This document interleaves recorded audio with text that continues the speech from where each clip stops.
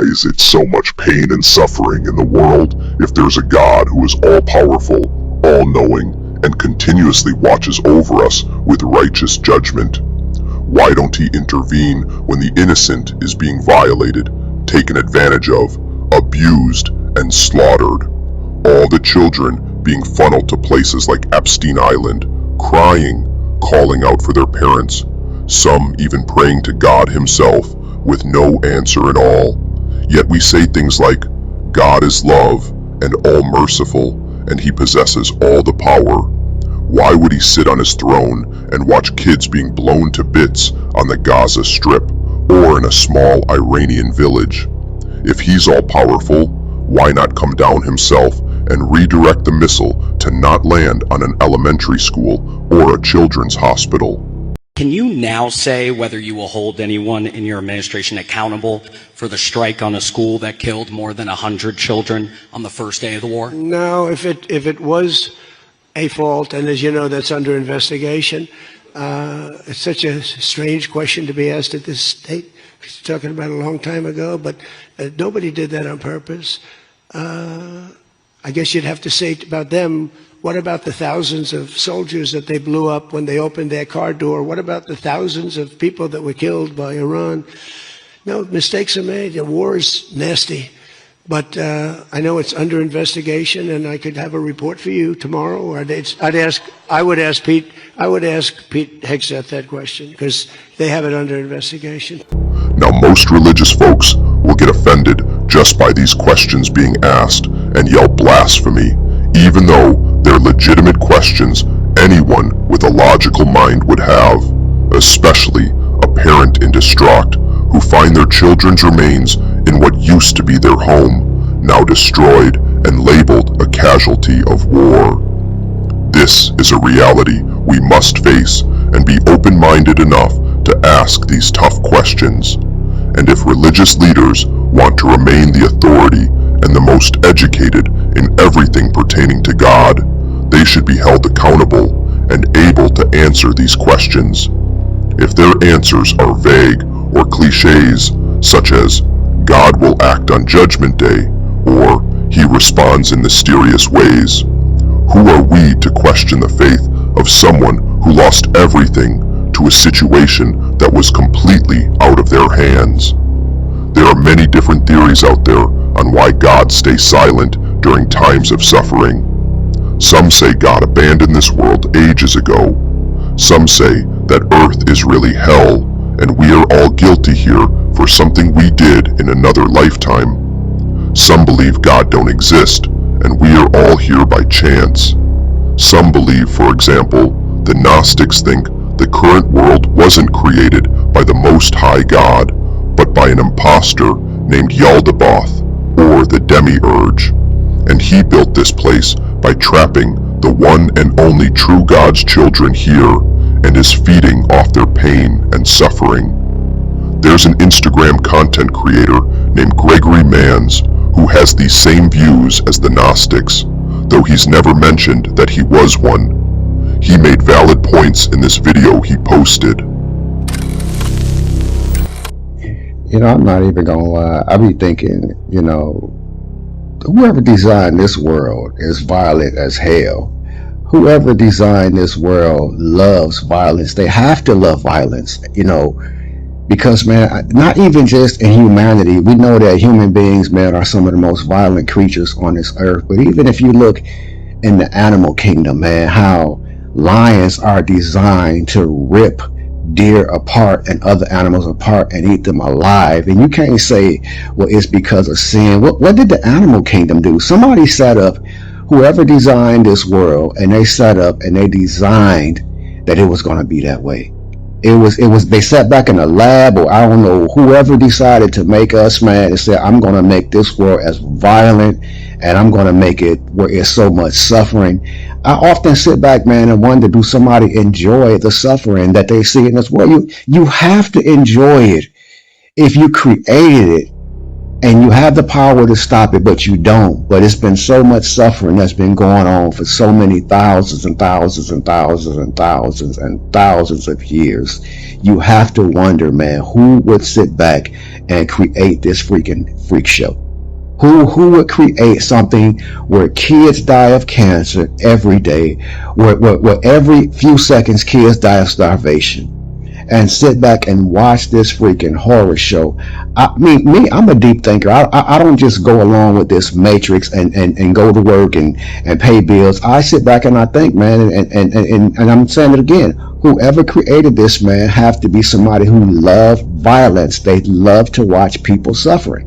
Because if I had the power to stop the suffering in this world, right now a little kid is going to die from starvation or from cancer. And any one of you guys can tell me, if you had the power to stop that kid from dying, you would do everything in your power to stop it. We do everything now. If somebody's caught in a fire in a building, people go in and risk their life. But whoever created this cesspool that we live in, they'll watch it burn up. They'll watch you burn up and will not stop the suffering. Even if you think about churches, man, that sit up and praise and worship God, they say God is going to protect us. Most churches right now, synagogues, mosques, they have security guards because they know that if somebody come in there, they're going to have to kill the person because nobody's going to protect them. Whoever created this world is going to sit back and watch the suffering. And maybe it's just me, maybe I'm thinking too deep, but I don't think I am. But we see how this world is, and we see how the animal kingdom is. Somebody made this crazy mess. In my opinion, no one really knows the full, wholehearted truth about the God or gods of this world. So in actuality, none of these theories can be confirmed or denied. But one truth remains: there is a lot of pain and suffering on the planet, but there's also a lot of good things on the planet. Love, friends, family, genuine connections, random acts of kindness, community, and much more. It's not all bad. And that's the point of duality on Earth, the good mixed with the bad. But the question remains, why do it seems like the wicked get to operate with barely any consequences, to the point they are arrogant and not even hiding their corruption in the eyes of God and humanity? I saw the arrogance in the eyes of those settlers, 21 and 22-year-olds with guns, laughing that they had detained us. The arrogance of those young IDF soldiers that my tax dollars are funding, having no respect for the fact that they were detaining Americans, no respect that there was an American congressperson in that bus, and laughing when our translator told them that there are Americans there and the American embassy is concerned. It is the arrogance of power, of a power that has had no accountability, total impunity, and has created a toxic culture of oppression. Have you ever used orphans to study an experimental vaccine? Yes. Have you ever used babies of mothers in prison to study an experimental vaccine? Yes. Have you ever used individuals under colonial rule to study an experimental vaccine? Yes. Did you do so in the Belgian Congo? Yes. Have you ever expressed that it's better to perform experiments on those less likely to be able to contribute to society? I don't remember specifically, but it's possible. And again, I repeat that in the 1960s, that was more or less common practice. I've since changed my mind, but that was a long time ago. I always wonder how dumb this goyim sometimes can be. Like they say, you killed our God! That means he wasn't a God. How can you kill a God? Normal? How stupid you could be. You killed our God! Who was your God? JC! If it was God, we could kill him. Well, history proves that, unfortunately and unhappily, Jesus Christ has no advantage over Genghis Khan. Because if you are strong enough, ruthless enough, powerful enough, evil will overcome good. Aggression will overcome moderation. So you have no choice. If you look at the world as it is today, you have to be blind not to see that the democracies led by the United States have to reassert their will to defend themselves and to oppose their enemies in time while there's still time, before the jarring gong of danger wakes them up and wakes them up too late. This is where we are now. Look at the consistent arrogance we see from men like this. We see the mass genocide. In fact, not only see it, but pay for it with our tax dollars. My theory is, humanity in its entirety is the God that allowed the wickedness against the innocent to continue. Collectively, it's in our power to put a stop to it, but we don't. That's why it continues. It's humanity's complacency and our acceptance of just saying, well, this is how things are. We just have to deal with it.